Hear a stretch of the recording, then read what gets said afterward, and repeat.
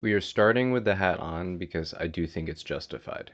I think that for a second there, it was questionable if reality was truly broken, but no, it's not. Everyone universally understands that what Progress did is super cringe, and the rules have to be changed in World of Warcraft logs because of it. So that's what I'm discussing today.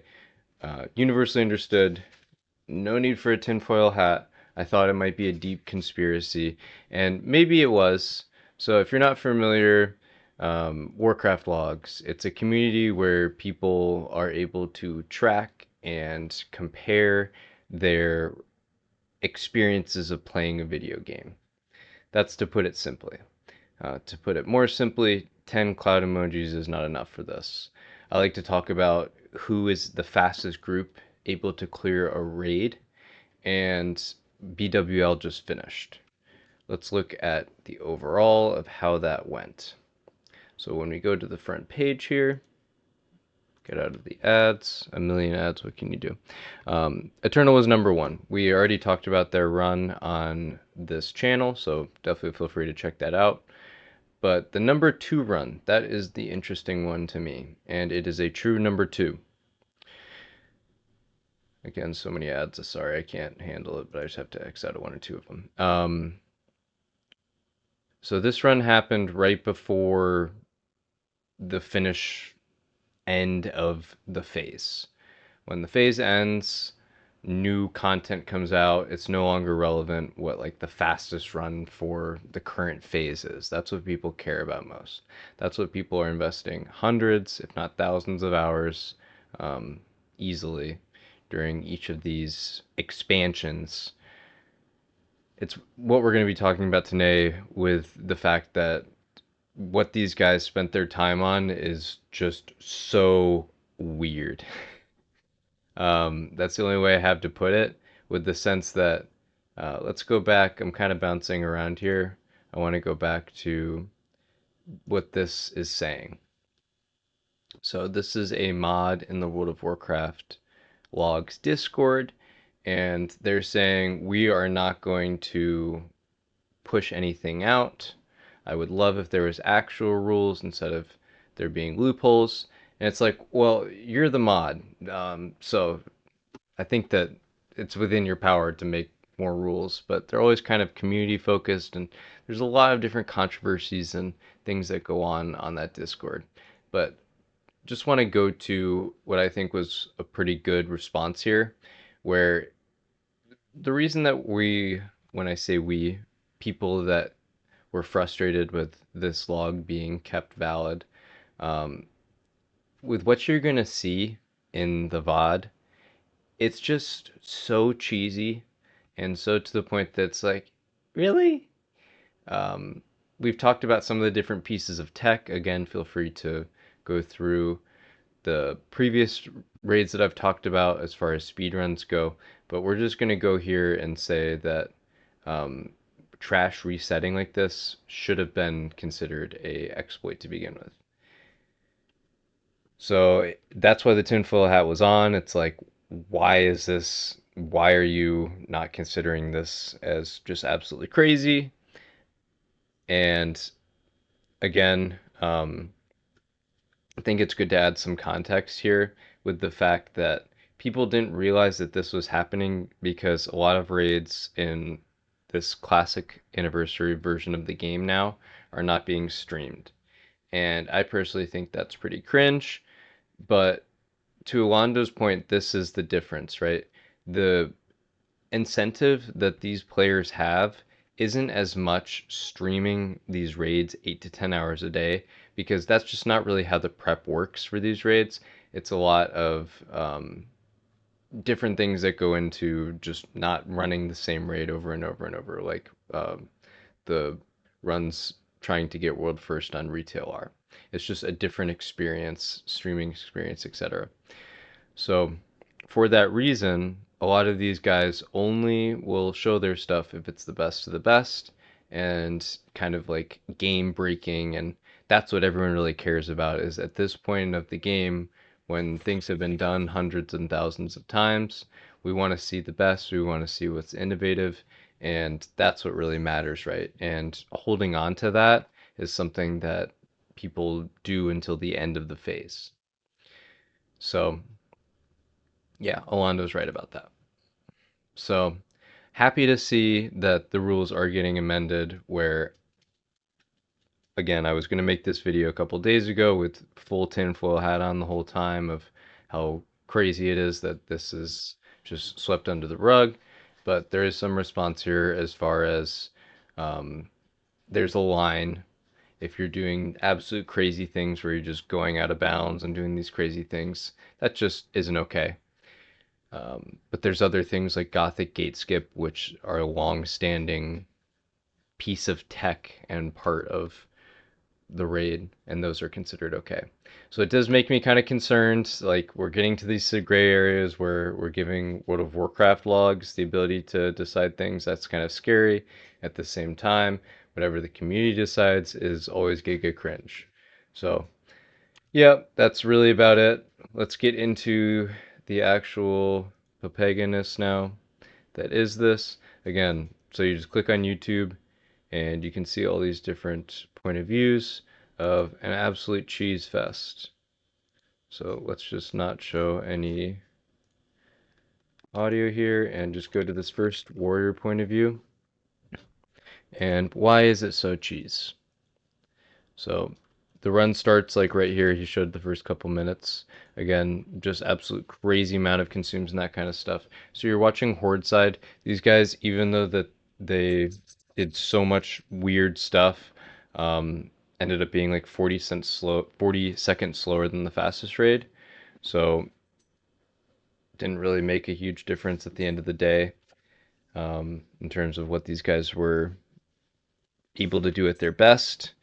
And again, we're going to look at some things later where this wasn't the best. It could have been a lot better. Definitely could have been the world record run if they executed correctly. So nothing too exciting for the whole start here, just generally pretty good execution. Again, I talked previously how I thought that cleaving the captain was a potential time save, and Progress did that really well. I thought that the way that they executed this first little area here is just really, really good. These guys are absolute pros at what they do. So we'll just see how much time they have on their debuff. A little hard for me to tell. I actually have no clue. So like 40 seconds? I don't know. This UI confuses me. Some people are saying how perfect this UI is, but I don't see the debuff that is relevant. Oh, 35 seconds. Here we go. So yeah, in comparison, a turtle was able to go into this first pack and clear this first whole side pack. These guys stop. So they have to stop for a sec. They have someone go pull the boss, and now they're running and doing this first pull as someone grabs the boss. So slower than Eternal here overall to this point. This is like the benchmark, right? Like how long do you have this debuff? Eternal was able to do one more pack than this, and they don't do the upcoming cheese that you're gonna see. So I think that pretty clear here, even at like almost the best. I didn't see anything really wrong with this run up to this point. I don't know if they could have been faster. But anyways, maybe if they got God tier RNG, whatever, we'll see. The main point is how cringe this is. So what they do here is they kill those first mobs, and now they're just going to kill these warlocks over and over.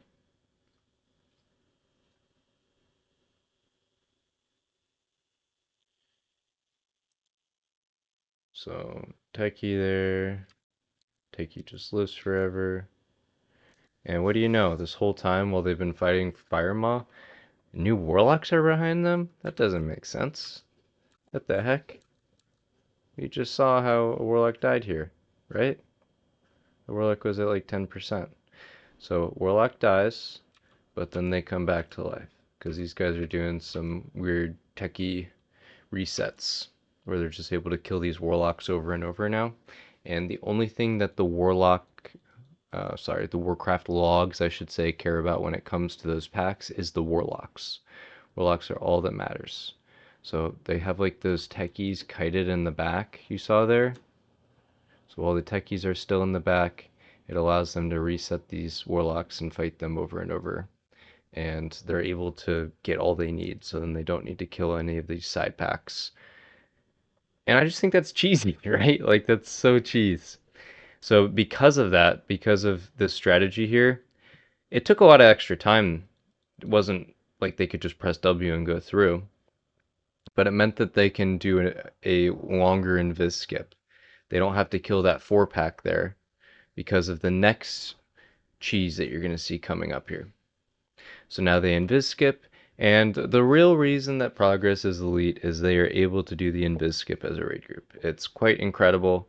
You're seeing something that is very, very rare when it comes to raid groups, is being able to pull off an invis skip. It's shocking how challenging it is, but you're seeing it in live action, so very, very impressive stuff here. But so now you're seeing the Gigapole when it comes to Neff, where after Chromag dies here, they're going to be fighting Wormguards and everything that they skipped that matters. The thing though is how they skipped that Wormguard pack really far down there because they did the Petri skip, right? So because of that, how are they bringing that pack up here? That hasn't been done before. That's something that's um, always previously needed to be killed down below, which just kind of slows you down and makes you more dependent on the timing of that boss there, Fire Maw. So we're going to see the point of view now where they do the cheese. Very, very cheesy stuff. So they have Ebon Rock. And here, this is the weird part. So all of a sudden, this one mob runs on in, this one single Wormguard. It's like, what the heck? What happened here? How did one single Wormguard run in?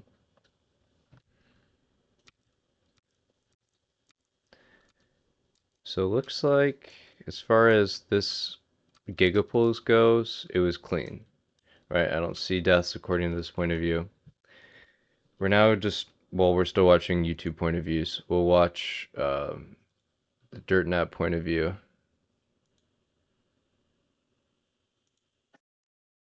Oh, let me mute that, sorry. Okay, so how does he die over and over here? Boom. They're just all running up, and the shaman is just doing shaman things where he's just healing, and that's too much. There's a bunch of mobs in the back, I should assume from totems. Everything's running up here all at once. Looks like someone else died as well. He wasn't the first person to die there, and he just gets one shot deeged by a million of them. The problem then, though, is how he goes offensive and is like, "Oh no, I need dynamite." So dynamites all the mobs there and dies again. So very unfortunate. This was a big time loss in general, is what I thought, right? When I was watching this run originally and I didn't understand the cheese that they did, I was like, "Oh no, this is huge. Like this run could have been so much faster if this didn't happen." And obviously, it could have been much faster. They lost multiple people here. That's pretty bad. But because of what they're doing here, they're slowed down anyways, right? They're kind of waiting and doing this weird fire machis where the setup isn't quite as important. But again, I like the healer point of view. I feel like it's easier to see the deaths that happen here.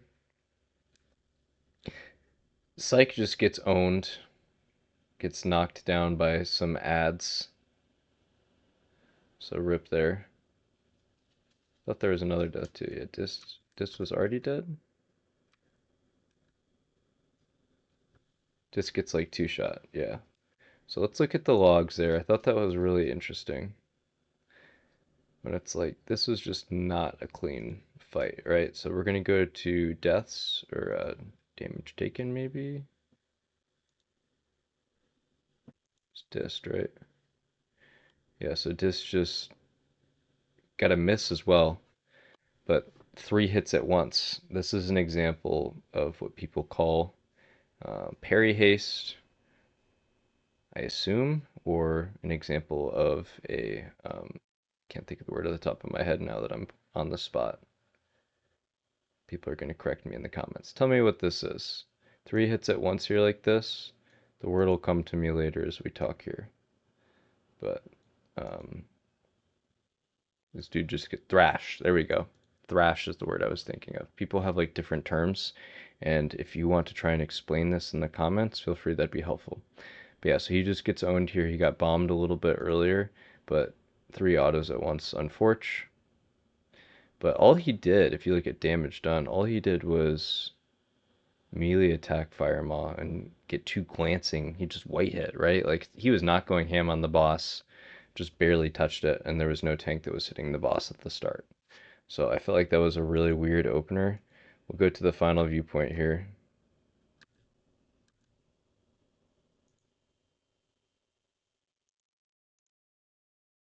As far as this goes, I think this viewpoint should show it pretty clearly. So they start on the Warlocks, pumping down Warlocks, and then this mob just runs in and over and hits this guy. Like, what's the tank doing?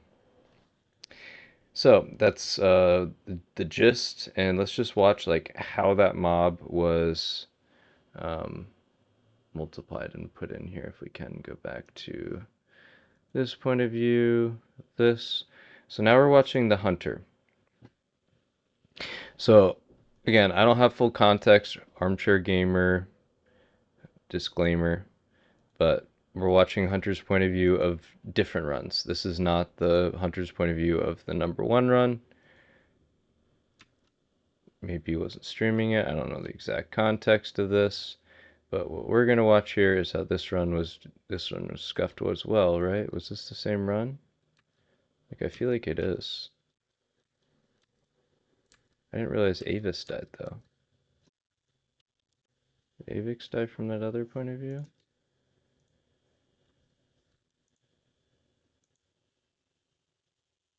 Like let's watch this and go back to Avix's point of view.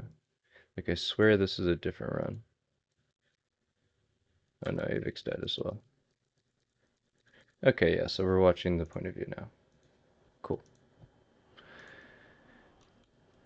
So yeah, scuffed run. A hunter pulls. I feel like this is pretty clean and easy here. Grabs it in. It's like, where's the tank? Why isn't the tank hitting that? You can taunt this. This boss is tauntable. Maybe taunt resisted. Looks like Narub is supposed to tank this. Let's see Narub's casts. I'm getting in the weeds. I don't want to get too much in the weeds, but this is interesting to me. So we're going to go to... Maybe I'm not saying these people's name. Oh, so it taunts at the start and gets... Oh no, taunts on a Warlock, unfortunate. So, too long of a cooldown there. Sundering. I mean, this dude isn't paying attention. He's just in La La Land for multiple seconds. Like, not paying attention. I don't know the comms there. Don't know what, like, was assigned, that kind of stuff. But anyways, going back to that hunter point of view here. So yeah, definitely scuffed run. Like multiple warriors dead. They're all slowly trickling in here.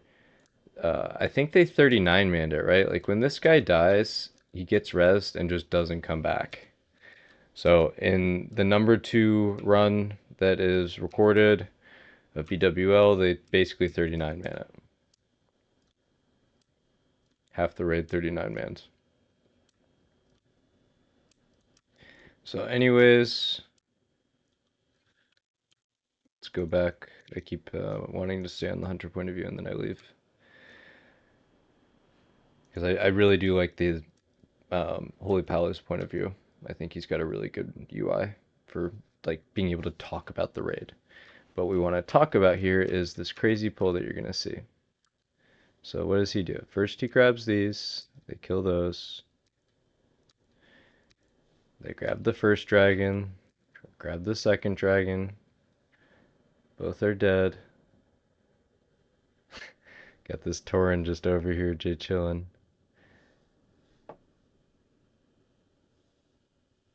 So the druids doing something as well, brings those ads in.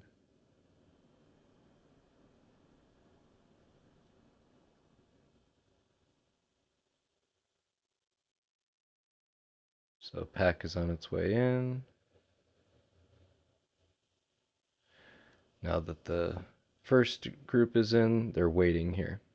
Once that first mob is dead, once he sees Skull is dead, he's going to pull this pack. When this pack gets pulled, it's going to spawn another mob. So this mob just respawned. See how that mob is up now? Now he pulled it again. So while they finish the other mobs, able to pull this pack. So that is how they're able to skip and get past the previous stuff, and is the second part of the Giga Cheese. And again, not a clean run, right? Like multiple people dead here. Got the hunter in charge of swapping people around. And that's it. The next run that they did was even more scuffed. And it was just crazy to me to watch the second run where the exact same thing happens, right? So watch upcoming here.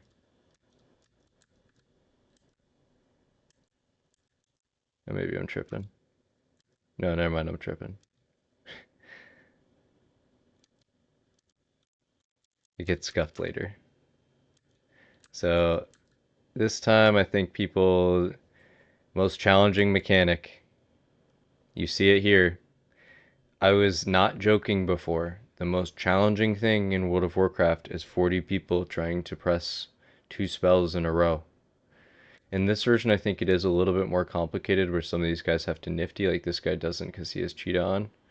But I think some of these other guys have to nifty and stuff. I don't know.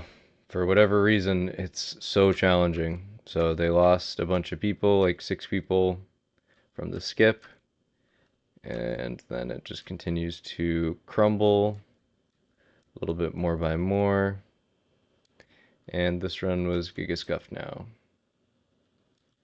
So bring new ads in. Again, you saw how they did the weird skip stuff.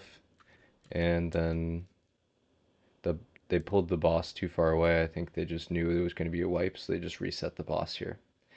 So because they do this cheese where the boss is outside like this, it allows them to Giga Cheese. They know they can't kill it, so they just don't even try and kill it. They just purposely reset it. That's my assumption. It's a scuffed run at this point. The run's over, so they know that. They're only going for speed. So, anyways, that was the second fastest run. And you see it here. Let me just go to the video. Definitely had a world record run in us, but mistakes happened in our main run 2 weeks in a row. So the alt run was our best. Is what it is. Curious your thoughts. Just wanted to talk about this a little bit, and GG's till next time.